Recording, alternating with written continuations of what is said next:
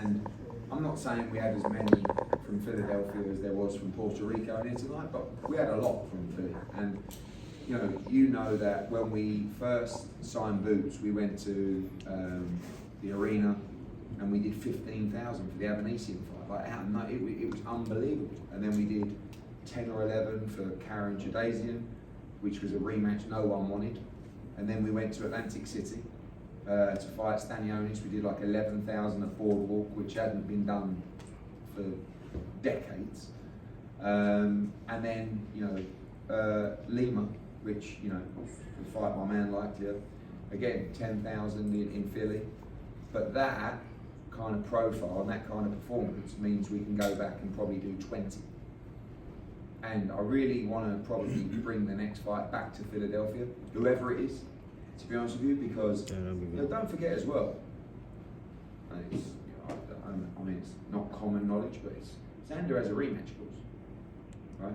So I believe he'll probably move to 160, but it's interesting he said in the ring tonight, so I didn't struggle at the weight, I felt pretty good, and he might look back and maybe he looks at the third round and says, he's got the right to exercise it, but at the same time, he took a lot of punishment, and I think Boots will be much better next time, to be honest with you, because as much experience as he has in terms of fights, that was his first real moment in the madness, and he'll learn a lot from that tonight. He's only just turned 29.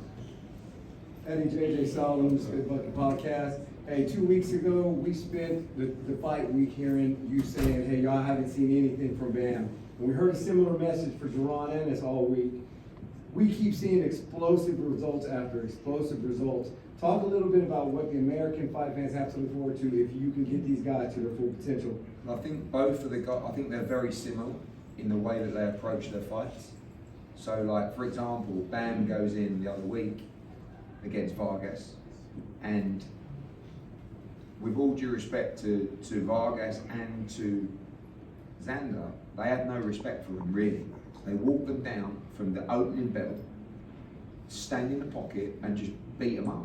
But the result of that is really entertaining fights and probably take a little bit more punishment than the coaches would like. And Bam was the same, wasn't it? I mean, he got hit a lot in that fight, but he chose to get hit a lot in that fight, so he wouldn't give you a 12-round decision, so that he'd wear him down and he'd stop him. So, like, when you look at that pound-for-pound list, who are the guys that come out and fight like that? Who are the guys that make the casual fans go, what a sport, like, this is thrilling? And that's Bam, and that's Boots. I think that's Benavidez as well, not my fighter, but again, really, really exciting fight to watch. And for me, I know that's what the casuals want to watch. Now, we're all fight fans, hardcore fight fans. We love Devin and we love Shakur, but that's just different. What you see there tonight. I know the purists will go, oh, he got buzzed and he got hit too much. Yes, I know, but what you're seeing is thrilling. Thank you. Yes, Eddie, Usyk gave up all his titles. He says he's just going to have one more fight before he does. What would be the real reason? Is he slipping, you think? Or no, I think has he accomplished everything? He's earned the right to do whatever he wants. So he's going to fight Wilder next, I believe. And that's just the fight that he wants to take. He'll just go to all bidders and he'll say, where's the most amount of money I can get for that fight? And that'll be him done. I think maybe he's realising, does he want to be put under pressure of an order of a fight, a 28-day negotiation, and then purse bid, and then you have to take part in the fight in the next 90 days? Does he want to go to Germany and fight Kabial? Is he slipping? I don't know, but I think he's earned the right to do whatever he wants. Yeah, just a quick follow-up. Bam with Hearn, is that something they're shooting more towards in February? So yeah, from what his promoter is saying, or with the advisor, from what I read, what's happening with that? So we had a meeting tonight with Robert Garcia and Bam. We've had no approach about the Inoue fight at all. So at the moment it's just hearsay. Turki Al-Sheikh has mentioned it to me before, but right now we're planning a defence for Bam in November, December. Sorry, a unification for Bam in November, December. Unless we hear from those guys and they really want to do it, And Bam's ready to move forward with that fight. I think he wouldn't necessarily wait till February. I think if the fight did take place in February, I think he'd bring the next fight forward a little bit and maybe fight Chispa Medina in September or early October. But Bam's ready to fight Inoue, 100%. Like he has no fear in that fight. We believe we win. Robert would prefer one more fight at 118 pounds before he moves to 122, but very, very comfortable to take that fight if the right offer comes along, but no conversation yet or offer yet about that fight. Eddie, what's the update with the summit with Dana White and Turkey Al-Sheikh and trying to resolve what's going on with Fury and Joshua? I don't think it's just about Fury and Joshua, to be honest with you. I think it's like, you know, I mean, Turkey's, you know, he does often contradict himself in the sense of he loves, excuse my language, he loves the fuckery, right? He loves me and Dana. He loves Frank and Ben Shalom. Like he loves that world. Yet then he says, guys, come on, because he wants to do things that friction is stopping from happening. So then he wants to bring everybody together. It's very difficult because I don't really want to do that, if I'm honest. But we're partners with him, and you know, I'm not going to say no, I'm not coming, I'm not going to listen. We'll listen, but I'm not really interested in standing in a room and everyone putting their hands in the middle and going, yeah, here we are, we're at peace, we're moving forward. Because then when you leave the room, everybody starts again anyway. It's like a real life war negotiation. You see what happens. So I'm enjoying it, to be honest with you. Like I've not, you know, I really feel like tonight was so important for us on so many different levels. Not just for us, but for boxing and for the real boxing. Because what they're trying to do is take away the identity of the sport. So we need to fight back, but we do it with a great product. And if, again, like I said, if you were in the arena tonight or you were watching at home, you were mesmerised by the product and the greatness of the sport. So there's nothing wrong with the sport. Like that, when you see fights like that, there's nothing wrong with the sport. So I'll listen, but you know, and regarding Fury against Joshua, the contract is very clear on so many different levels.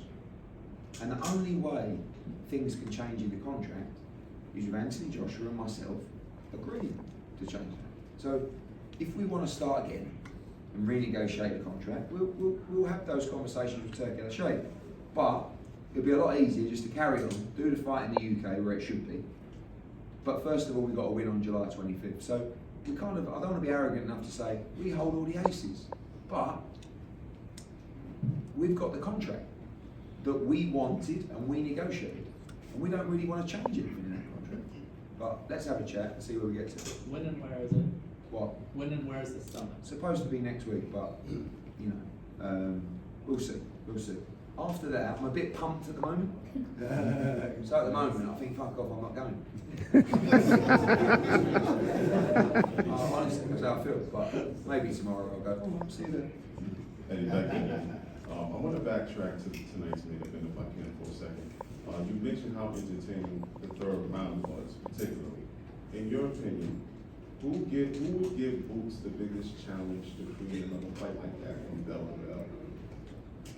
I think that styles make fights, obviously, and I think Boots chose to fight like that tonight. I think he's never, you know, and I guess he'll answer the questions about how hurt he was, which clearly buzzed, in my opinion.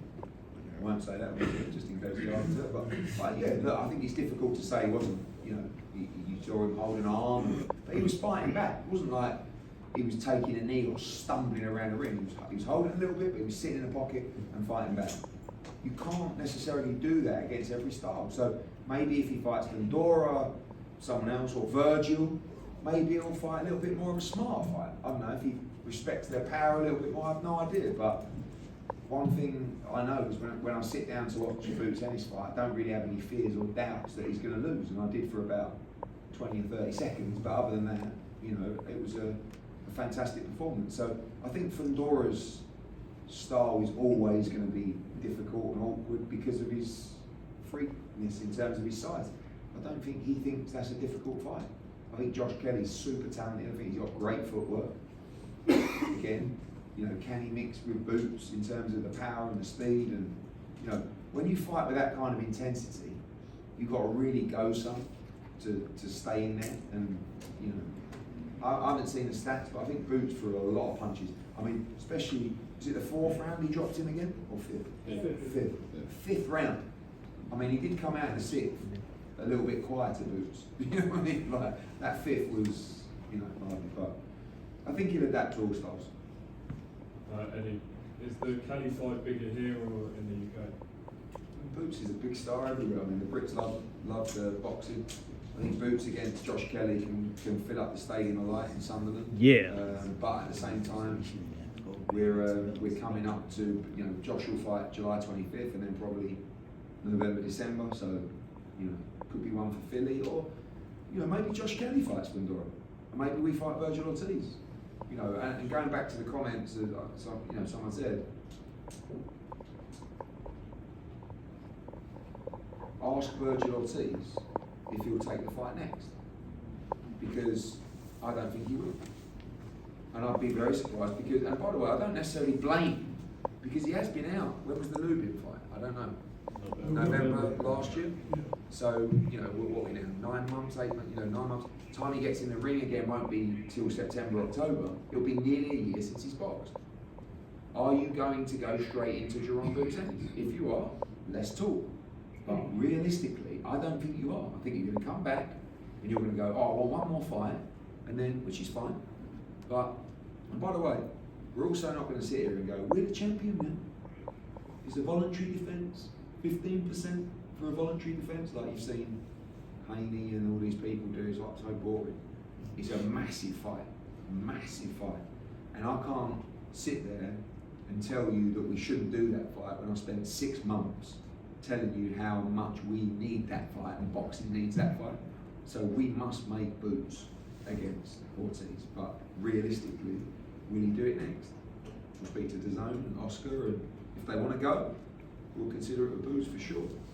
And then earlier, I think on DAZN, you said the Usyk's fighting Wilder next. Are you surprised he'd go that route instead of the Hogan rematch? I mean, I think he'll just go for the best deal. Really, he has said for a while he would like to include Wilder in his resume. You know, I was quite surprised. I thought he would fight Rico, but then I thought to myself, you know, he's not. There's no whatever fight Usyk's in next is not a world heavyweight championship. Maybe it's a Zuffa belt, something like that. It's just like, I feel like if you're not fighting for the world heavyweight, and if it's Usyk against Rico and the world heavyweight championship's not on the line, for me, part of the selling of that fight is to say, mate, if Rico wins, he becomes world heavyweight champion. That's mental. And now, but I think it's good for the division, because I think you're going to see another 3 or 4 champions, which will be interesting. Eddie, Chris Murray from the Philadelphia Sunday Sun. My question is, Boots comes into this fight with a hostile crowd, and he talked about that 3rd round. What did you think of his resolve mentally in this fight? Was that the thing, was that the number one thing that kind of grew him in this fight? I think everyone, you know, people will talk about a few things in this fight. People will talk about the performance from Boots, I mean, power punching, chin and Zander, they'll talk about, and as they do, boxing, not just media, oh, Boots got a bust, oh, wow, we've never seen that before, but they probably won't say, look what he did after that, right? He bit down on his gum shield, stood in the pocket and traded with him when he was buzzed, broke him down again, got his composure, and came back and stopped him. So you've got to go through these moments as a fighter, and you'll learn so much doing so. And you know, some people will say, going into this fight, yeah, but how tough is Boots? I think you just found out. JP Murray, Latino Sports again. You know, other promoters will throw you out. You know that. Ban you. Not me. Yeah, but this is not abnormal for us. Yeah. So I don't know if someone mentioned Josh Kelly. I know you brought his name, you broached his name. Would that be something that you would be interested in taking Boots overseas to the UK for? Would that be something of interest to you? Yeah, I think that should be of interest to everybody, honestly. Like, you know, obviously Boots is making a lot of money he's on the pound for pound list now. I'm telling you, I think he's the biggest star in the sport moving forward. So, you know, and Boots, I never like saying that Boots isn't a money guy, because they should be money guys, and he is. Like, he's got a team of people that have, but Boots is all about legacy, he's about belts, he's about big occasions, and if he likes the idea of going to fight in a stadium in the UK, which I think would appeal to everybody, and the money's right, I think he'd have no problem doing it at all. I do feel like in America, like we have to always use momentum with like what's happened tonight. So what can we achieve with Boots? How big can he be? You know, and whenever you take someone away, you probably take 9 or 12 months to come back. Do you know what I mean? And I think off the back of that, with that kind of momentum, that might not be the best decision, but we'll see. Now, in regards to Turkey Al-Sheikh, recently he made some announcements in regards to his health. Him feeling urgency because he may or may not be able to recall his name within the next few years. What were your initial thoughts when you read that message?